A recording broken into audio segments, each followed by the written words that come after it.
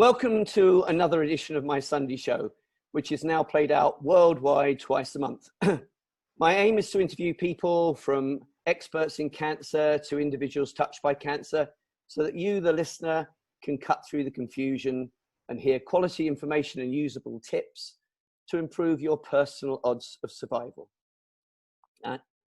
Today, I'm joined by two guests, Tabs Headington and her mother, Fiona.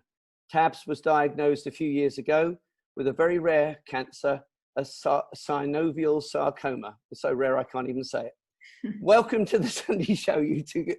So how are you both? Thank you, we're good. Very good, thank you. You're both, so Tabs normally is in Australia studying, but she's back with her mum in the Isle of Wight. So you're sitting on the same couch. Looking back, Tabs, how old were you when you first noticed the problem?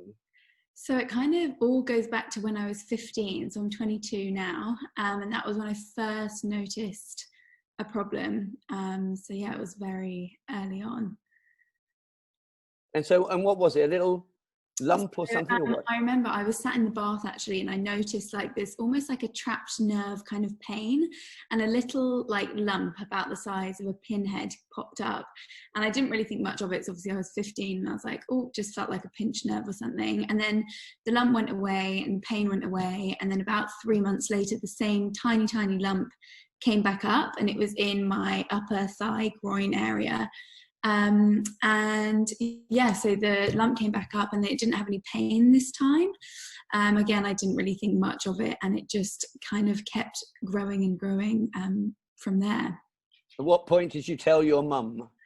Well, I did kind of tell you, but we, you know, I was so young, I was going through GCSEs, doing all that kind of stuff, and I didn't really, we just, you know, it never crossed our minds to be anything awful. It was a GCSE bump, was it? Yeah. I thought she'd been going to the gym too much, and I was busy building a house, so I was too busy to do much about it. I didn't think it was anything really.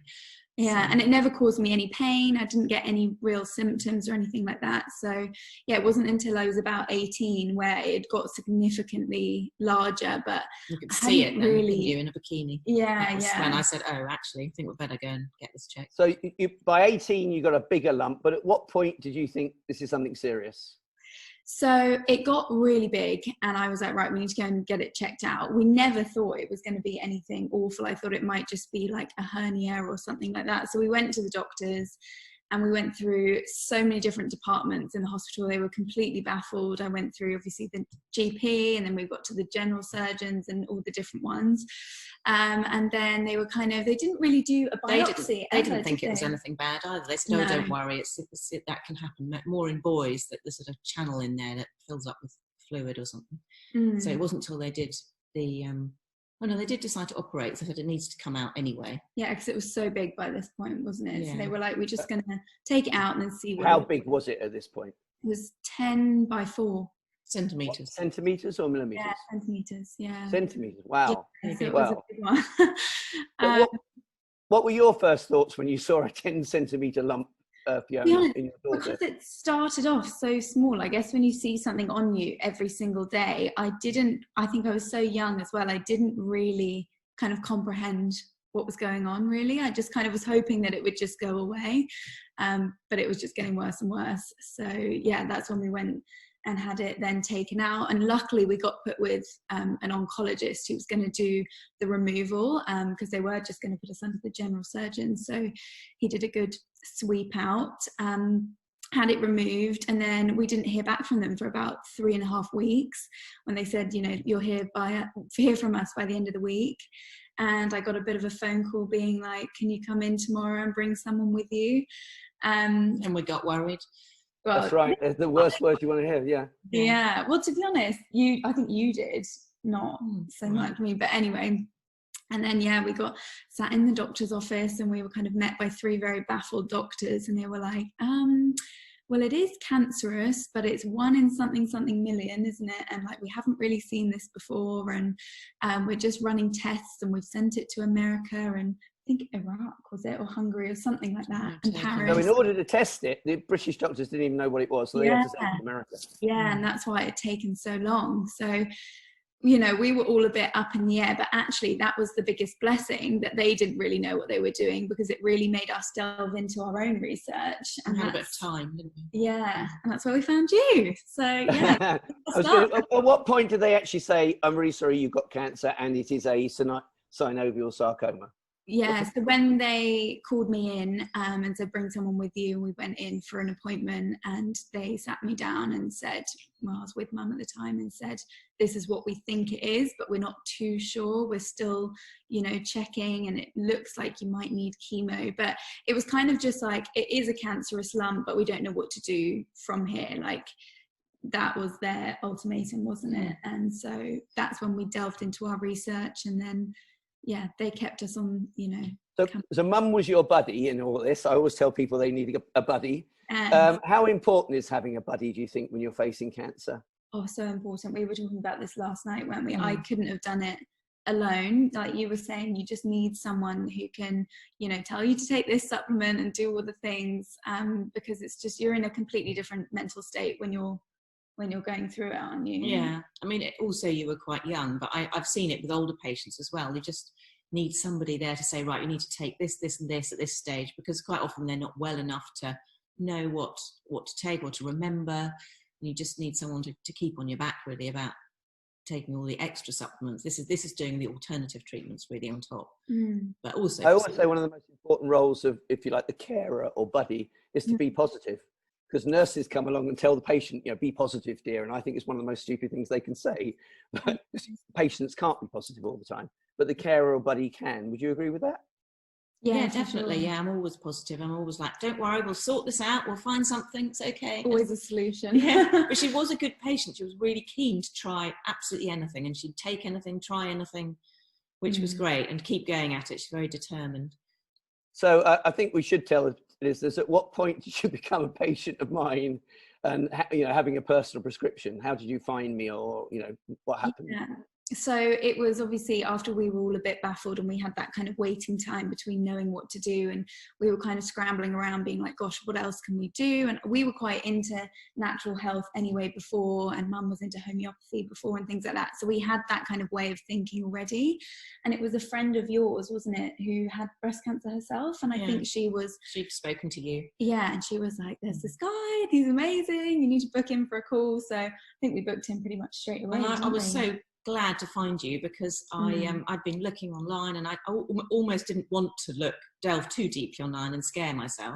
I also didn't know where to look, you know, and it's just found you, and then everything's there in one place, and you know exactly what to do. Funny enough, I had an Indian gentleman in New Jersey on Thursday morning who'd actually been told by someone in Britain to come and talk to me. It's just an amazingly small world now. It's not true. Just tell me something though. I mean, this is a very personal thing to me as well. You know, Catherine used to say, Dad, why me? Did you ever ask that? Why have I got this? What have I done? Or, I mean, Catherine used to have quite a guilty feeling about it. I'm sorry, I've got cancer, Dad, which I used to try and take her right out of. Did anything like that happen to you? To be honest, I've always kind of kept the outlook of like everything happens for a reason. And I did obviously go through at the start. I was like, what the heck? Like, I'm so young. Like, this is just, it just completely took my feet. Like, you know, it was crazy, wasn't it? But it's, you know, actually now looking at it, it's been the biggest blessing in my life, because it's been the biggest turnaround. And I found my passion, which is natural health and healing and helping others do the same. So, obviously at the beginning I did have a bit of the why me, but now looking on it, I'm just like, actually it's completely changed my life for the better. So yeah. So when you had your surgery, did you, I mean, you just went into the surgery not thinking cancer at all, you just happened to be an oncologist. So did you do anything to prepare yourself in surgery or not, or is it just let's go in and get rid of this lump? Yeah, nothing at all. Yes, you did. You went to Ibiza for the weekend. I thought I'd say that night. Yeah. We were skiing just before the operation, weren't we? I think. Is that one of your tips for all the patients? Go to Ibiza. Yes. Well, it was just before I was about to, you know, delve into all of the chemo and stuff. we were like, it was about to take up my whole summer holiday basically, so we booked a last minute flight to Ibiza just to make the most of it while I still had my hair and things. So what happened? You had the surgery and they were going and they sent all the stuff to America, and they came back and said, so they said, just in case there's any microscopic cells like left, we want to do, I think they said about 6 to 8 months of treatment, and starting off with chemo, quite intense chemo. And from, you know, at this point we were quite aware of everything, and we'd spoken to you, and we weren't very keen on that. But I think, you know, what it's like, you just kind of get funneled down that route very quickly. And I think it would have been a different story if it was to happen now with the knowledge that we know. But anyway. And unfortunately, there was no way to test whether there was any cancer cells floating around, because it's so rare. So that's what we wanted to do, really. But there wasn't a test. And, you know, you looked for quite a few, Chris, for us, and there was nothing. There's the RSCG test, but they're all a bit iffy, I think,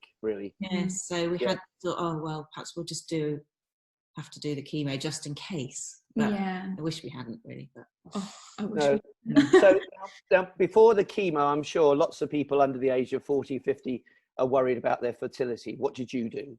Yeah, so this was a massive thing, and something we're so passionate about talking about, because going into it, they didn't really give us any options other than freezing an embryo. And I was, 17? Said, oh, have you got a boyfriend? And she was 17. And the guy she went to see was absolutely awful. It was the fertility department at Southampton, and he had no empathy whatsoever. And it's like, no, well, sorry, it'll make you infertile. So you can, have you got a boyfriend? We could fertilise an egg. I was just like, couldn't believe it. And then the other option, you could use a surrogate. And at this point, she ran away, opened the door, ran out, ran down the street. I said, Fiona, come off the fence. And all doctors are like that, surely. wasn't the only time she ran away. But... Yeah. So what did you do in the end? Because you went a completely different route, didn't you? Yeah, completely different. So you were doing quite a bit of research. I wasn't having any of that. I thought, this is ridiculous. There must be something else out there. And I think I must have vaguely heard that perhaps you could freeze something, or... Anyway, somehow online I stumbled across the Future Fertility Trust, which is based at John Radcliffe in Oxford. And they have a charity there where they take girls and boys in very, very quickly, soon before they have their chemo, and then freeze either an ovary or testes for a boy. And so you've got some safety there. You've got something saved. Yeah. So you had another operation to remove an ovary, in fact. Yeah. So, but it was keyhole, and it was so super quick, and I was in and out, and they put my line in for chemo during it. So it wasn't a major. No, and they were so lovely. They were really, really nice. Yeah. But it's just that they don't. A lot of the doctors and oncologists and things, they don't offer this to the young people. They don't even mention it. So I was horrified. I wonder sometimes if they know. There are lots of services all over Britain. We're really good at services, but oncologists just don't seem to know half of what we've got in Britain, I don't think. When they said you needed chemo, what were your first thoughts, though? I'm going to lose my hair. That was my first thought. Lovely long hair, didn't you? Yeah. I think, I just like thought, oh my goodness, I'm really a cancer patient now. Like, it had never really hit me before, because it was kind of out of my body. I didn't feel anything like that. And then having to, like, you're going to be in this ward, and they took us around the ward, and this is the chemo, and da-di-da. It all suddenly got like very real, didn't it? And we were seeing all the really poorly children in the ward, and it was just like, it was crazy. It was like a nightmare going on. But Did you remember any of the things I told you, like hyperbaric oxygen or fasting or anything like that? Yes. So that was a major thing. So I think because the doctors knew that we were a little bit skeptical and like into our other things, and we were asking a lot of questions, we said we're only going to do, I think it was 4 chemos, wasn't it? 4 rounds of chemo, which they wanted me to do 6 or something like that. So I think they kind of got the impression that, right, we're going to try and give it to her quite strongly, because we don't know if she's going to do the whole course kind of thing. So I got put on 2 different chemos, which dripped for 3 days continuously, which was just horrendous. It pretty much put me into like a coma state. I was so ill. I really didn't think I was going to come out of it. It was, our 3-night stay soon turned into about 5 or 6 nights, and it was just the worst I was being sick every 10 minutes, and then I'd pass back out, and I didn't even shower or brush my teeth in that time. Like, it was complete toxic poison. But after coming back from that one, I was just like, how am I going to do that again? So we kind of, you know, bless mum being my good buddy in all of this, just doing a lot of research and stuff, and found out about fasting. And obviously you told us about fasting and all the different things. And fasting was massive. So we did, it was like a mimicking fast, wasn't it, really? Yeah, so we found Dr. Valter Lungo, and he'd done some studies. And so I just thought she's got to eat something. And so you can eat a few things like steamed green vegetables and miso soup. And you had almond milk, I think, didn't you? So, but she was very keen to do the fasting, but it was hard because she had such a long session of chemo. Yeah.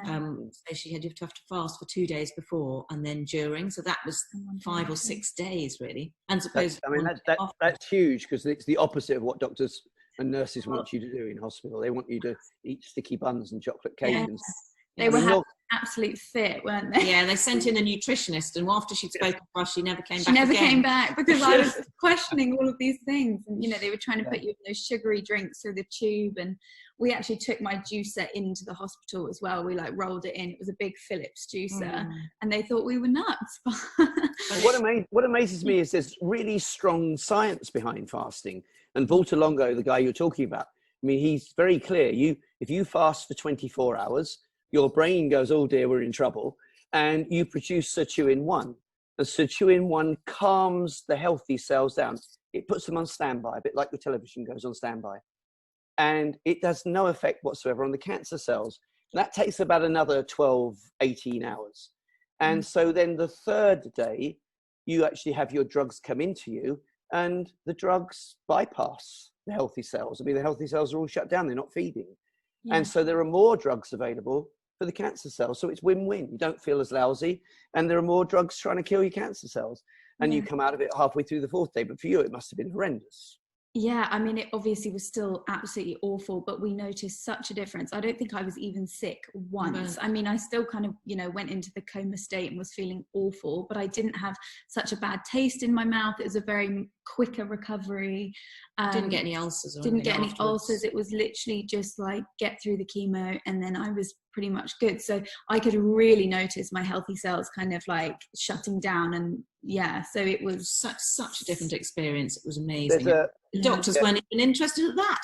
It's just what is noticeable, things have been changing over COVID in Britain, and my patients in the last couple of weeks, I mean, we've been swamped. I'll tell you, that's the first thing. I think COVID has left loads of people exposed, and they just want help. And so I've had a lot of people turning to me, I think, urgently. But I think when it comes to fasting, there is clear research, and you just wonder why they don't go and read the research. And I mean, the big thing that's happened in the last couple of weeks is everybody seems to be being told in Britain, don't touch an antioxidant. And it's all because of a study that came out with only 1,000 people, where the antioxidants they chose that could interfere with chemo were B complex, iron, coenzyme Q10, and something else that was nothing to do with antioxidants. But they all seem to know this. Don't touch an antioxidant. What? And it's you know, with your chemo. And I actually have an article on the site, which is, I found, it took me 20 minutes. It was 7 drugs that are improved by turmeric. And then we've just done a thing on intravenous vitamin C, and they've done research now and shown you can have intravenous vitamin C at the same time as your chemo. Guess what? It improves it. Yeah. Wow. And I did a speech with Professor Russell Rita, who's the melatonin king of America. And, you know, we were talking about this, and if antioxidants are so bad, what are you supposed to do? Not sleep for the week you're having the chemo? Because melatonin is the biggest antioxidant we make in our bodies. And he's adamant everybody on chemo should be taking melatonin. So it's kind of a nonsense. What did you do anything? Could you hold anything down in the first round, or was it only the second round when you did the fasting you had a better lifestyle, if you like? Yeah, no, nothing on the first round. But I mean, technically I was fasting, but just getting the chemo in. But yeah, it was just the second time and things like that. And we'd done quite a few of we did your Epsom salt liver flush and like a gut cleanse and rebuild kind of thing, all prior to the first chemo, actually. I forgot to mention that. So and in between we did. And we were doing all the supplements as well, you know, like the black wormwood and all of those things. Yeah. So you got through, you did 4 rounds, or you didn't do the 4 rounds in the end? Or 3. Yeah. 3, and then said, I've had enough. She went back in for the 4th, but she had a bit of a cold and she wasn't feeling very well. And they put her back in the first room where she'd had the worst experience. And I was just being sick from memory of it all. Yeah. Like just so I emailed another lady who used to work for you, can't remember her name. Anyway, Patricia P. And said, what do you think we should do? Because it was like urgent. We were just there and I needed an answer in half an hour. And she said, well, interestingly, I've just come back from Turkey where they're doing loads of this fasting for chemo and having amazing results. And she said, it's because it works so much better for the chemo, makes the chemo work better. They're halving the amount of chemos they give. So she said 3 is absolutely fine. So we went home and that was it. I think that's 90% of the issue. I mean, Chicago Medical School have also done work, basically not worrying about fasting, but how you can cut your carbs and get much better results out of the chemo. It's then only a very small step to realize that actually, if you did the fast, you could have less chemo. Yeah. And they don't want that. So, you know, they're not going to go. The doctors get something like 85% of their information from the sales reps of the big pharma. So they're not going to tell them, oh, by the way, you can use less of my drug if you fast. Okay, that would go down like a lead balloon. They wanted then, of course, to give you radiotherapy. That's standard. Give you surgery, give you chemo, give you radiotherapy. Yes. What were your thoughts on radiotherapy? So we kind of got to the end of chemo and I was left for about a month and didn't really hear anything. And then they popped back up again and we were like, it was the Royal Marsden actually this time, wasn't it? And they were like, we want you to come in and speak about radiation. And I was like, oh my goodness. And all of this was all preventative because they didn't know if any was left or not. So again, it was in a very sensitive area for me, kind of like my upper thigh groin area. And, you know, if it was beaming upwards, it would have completely damaged everything, my bladder, bowels, fertility, all of it, just in case of. And we just thought that was ridiculous. I spoke to a horrible woman again. She was really horrible, and she just said, "Oh no, it'll make you infertile, and you won't be able to have children, and you'll have bladder problems for the rest of your life." And So so then of course that spurred us on to think, right, there must be something better. And we knew what you'd suggested, proton beam, so we started looking into that. Thinking, oh, it's in Hungary, Switzerland and America or something. And anyway, spoke to our doctor who the oncologist lady, she was very nice. And she completely got the fact that it was going to damage everything in Tabs. And, you know, that in the future then would cost the NHS more probably to look after all of that. So she did manage to get us on a special programme that they had for under 18s, even though she was over 18. Well, I think they put forward a case, didn't they? They did. And I think because it was such a rare type, the doctors in America were quite interested. So I think that favoured me quite a bit. And that's why they were interested in treating me. So yeah, so we went over and we did went over to America and had proton beam. And I thought chemo was bad. I think I'm just a very sensitive person, I think, because I was eating very healthy through all of this and juicing a lot. Juicing was like massive for me. But anyway, so anything kind of not natural really, really upset me, didn't it? And I think you just got, the skin got very, very burnt. I think that's the thing with it. Yeah. It's in a sensitive area. So I think going back a little bit for our listeners, I mean, one thing I tell people, and obviously you did it yourself, but for example, in breast cancer, I say, look, very simply, just draw a picture of a female body, put the breasts on, and then say to them in the hospital, could you please show me where the beam is going to go? Yeah. And because I'd actually had one lady a couple of days before, she said, oh, they did that for me. She said, they told me it's all right because it's only going to nick my lung. And I thought, what? It's only going to nick the corner of my lung. And I mean, this is something you've really got to watch. I mean, there's a group called Rage in London, and they keep trying to get me to speak every year. And Radiotherapy Action Group, I don't know what the E stands for. And they reckon 25% of people are damaged permanently in some way by radiotherapy. I am very, very pro proton beam, especially for young people. And I mean, we've got 2 or 3 centres in England now, but they're all private. And I think they're empty because doctors just don't want to use them. Oh, are they private? Gosh. Well, I mean, we did. They've only just opened really in the last year. Yeah. Well, we got sent out to America for 3 months, all expenses paid, which we're very grateful to the NHS for. That was absolutely amazing, really. I have actually. You're only the second group of people. I had a guy who was a prostate patient in the West Country, and he was sent only 2 hours from London, mind, to Prague, paid for by the NHS for radiotherapy. That was about 6 years ago. For proton beam, sorry, that was about 6 years ago.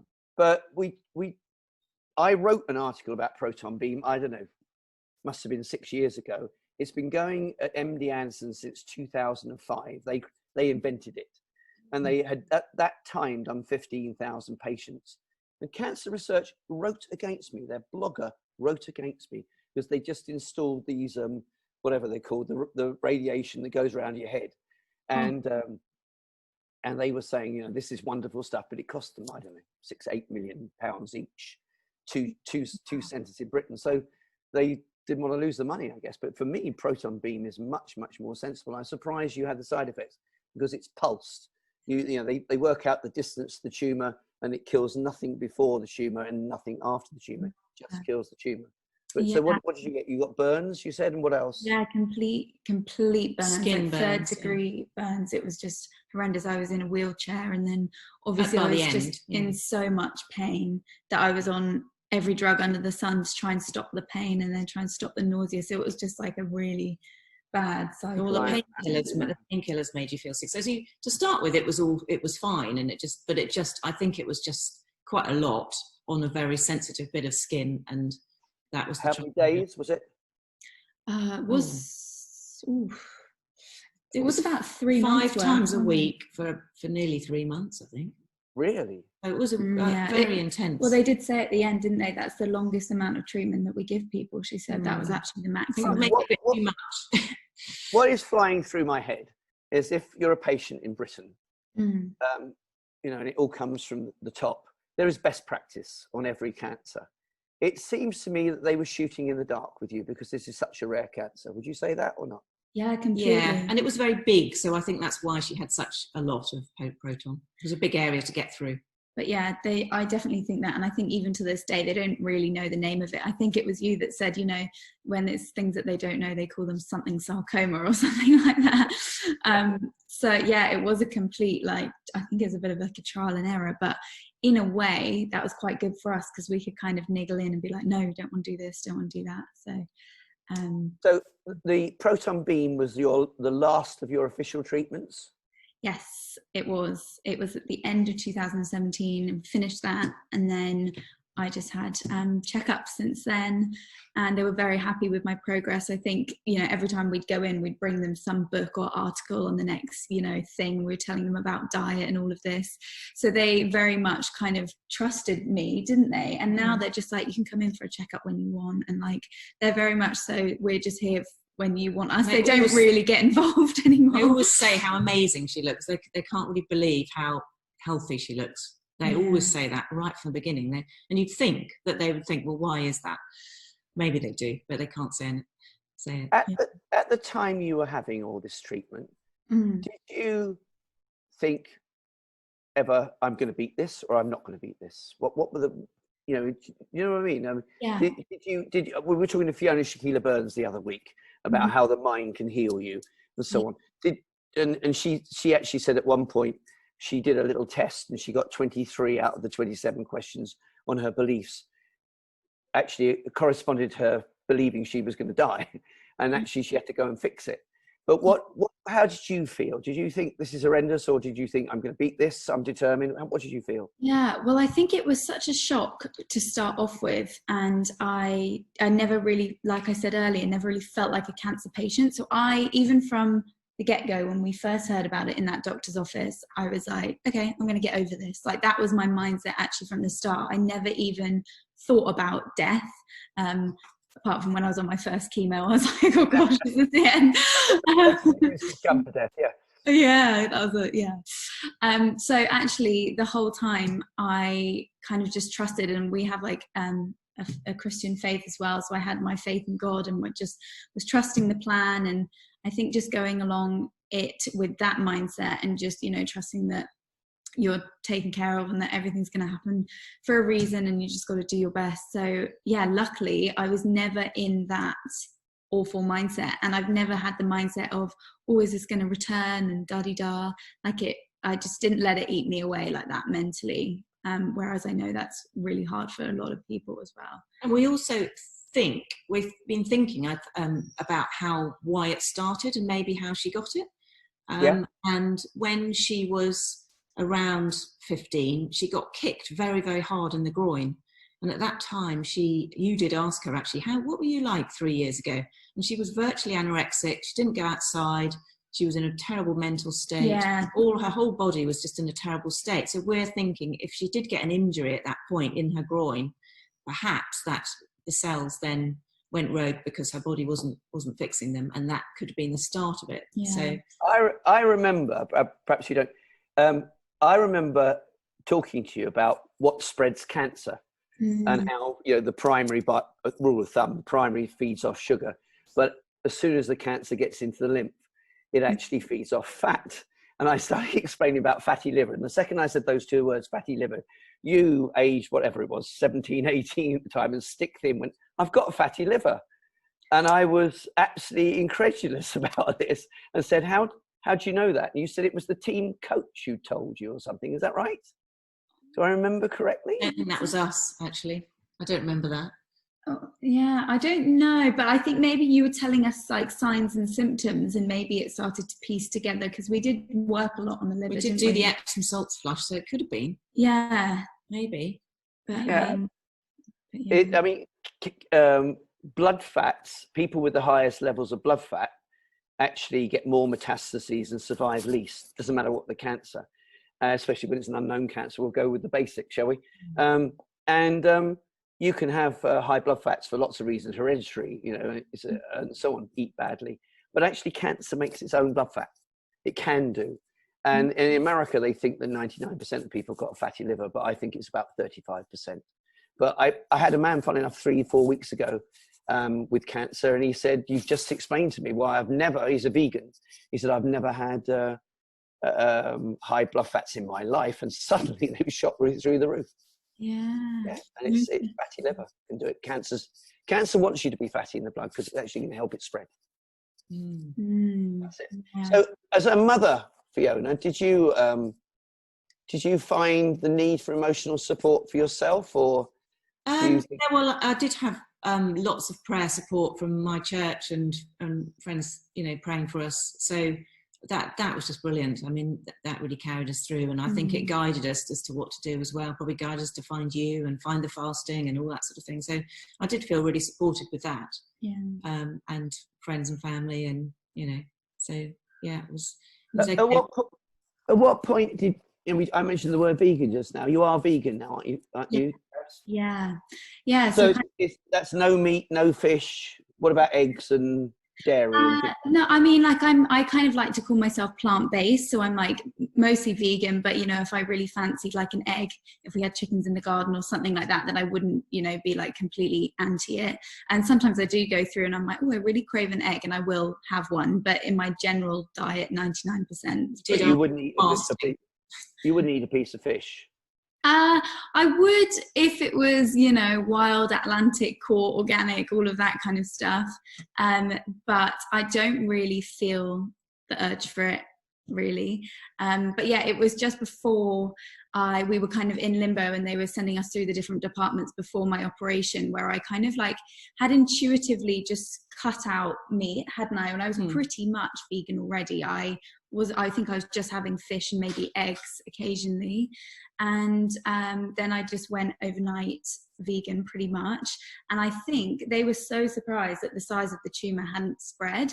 And I think at that point, because it was kind of so far gone, it'd been there for 3-4 years, that I wasn't quite doing enough on my own for it to completely like help eradicate it, but it definitely stunted the growth.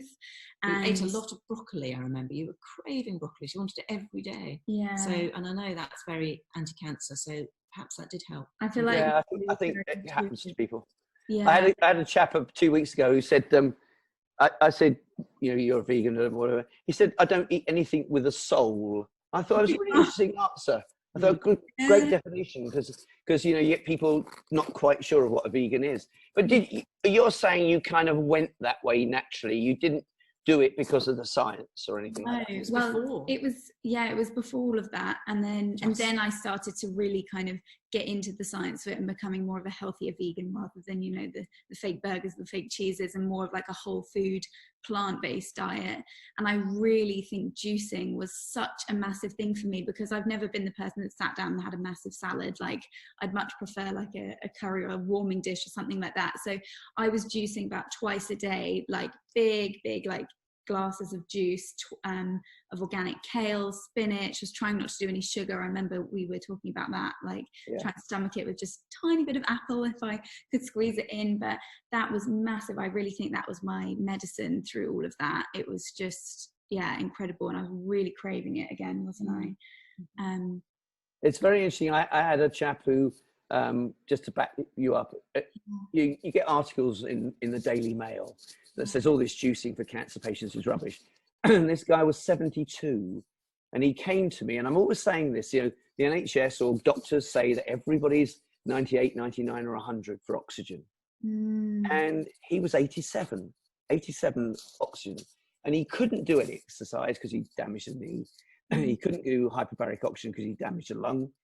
And he just did green juices and a tablespoon of flaxseed. And 3 months later, he got hold of me and said, I've gone from 87 to 98, just on green juices and flaxseed. And it works. I'm absolutely convinced it works. Oxygen, and that puts your happiness up. It puts your serotonin up and so on. Yeah, completely. You just feel like alive, just eating living foods rather than, you know, heavy, mucus forming, acidic foods. It just makes the whole world of difference. And that's really where I'm like, kind of, my passion lies now, is just. So this all happened between sort of 18 and 19. Yeah. Right? Yeah, all the treatment. And you're now 22 and you've run away from mum to Australia. Is this right?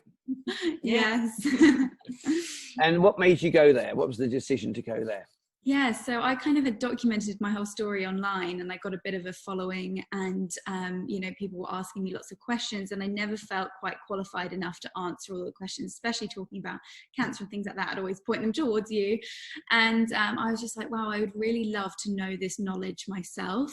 So I found a naturopathy and Bachelor of Health Science degree in Australia, so basically to become a naturopath, but we were to study biochemistry, chemistry, biology, all the herbs and plants, pharmacology even.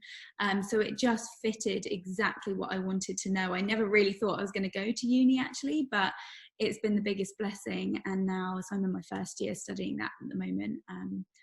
So yeah, that's kind of where you're Brisbane, aren't you? Is that right? Gold Coast. So just Gold Coast, yeah. Once you get Gold Coast and up in Australia, Byron Bay and up, it's just staggering. I mean, if I do a speech, we get 3,000 people. It's just unbelievable. Yeah. We do really, really well, and we get 700.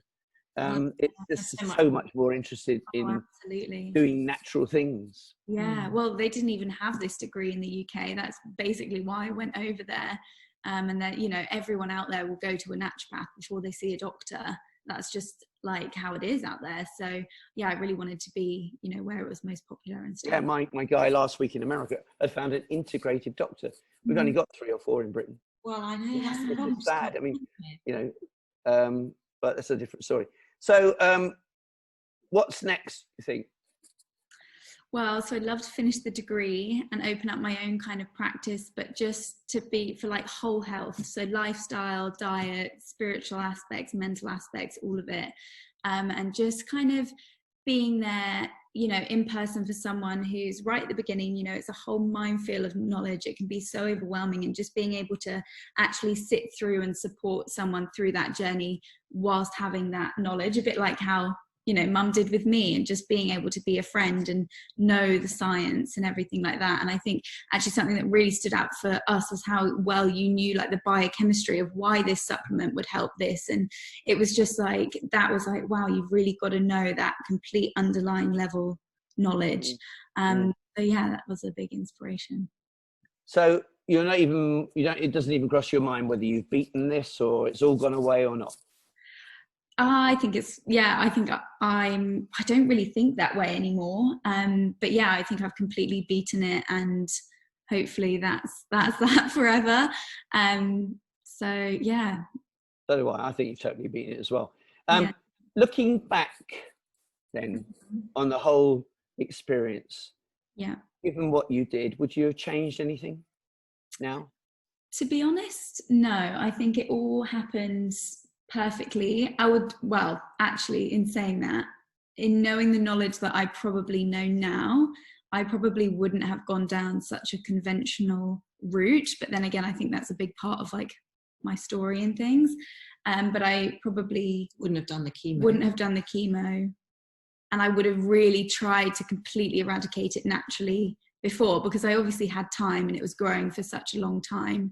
I would have tried to do all of your protocols and things like that without all of that, and seen where that would have got me. I wish I hadn't gone into medical treatment so quickly. Yeah, so that definitely that. What about you, Fiona? Would you have changed anything, do you think? Yes, I mean, it was horrendous watching her go through chemo, and I was just questioning why I was allowed my child to be poisoned. I just felt it was absolute poison. You know, they said that they had to prepare the chemo drugs, and the guys in the lab were all in these white coats and masks and stuff. And I said, and you're putting that in my daughter's body? And I just felt so wrong with that. I just thought, I couldn't bear it really. So that, yeah. So the trouble was, they sort of persuaded us that we needed to do it just in case. And because it was so big, they were worried it could have spread.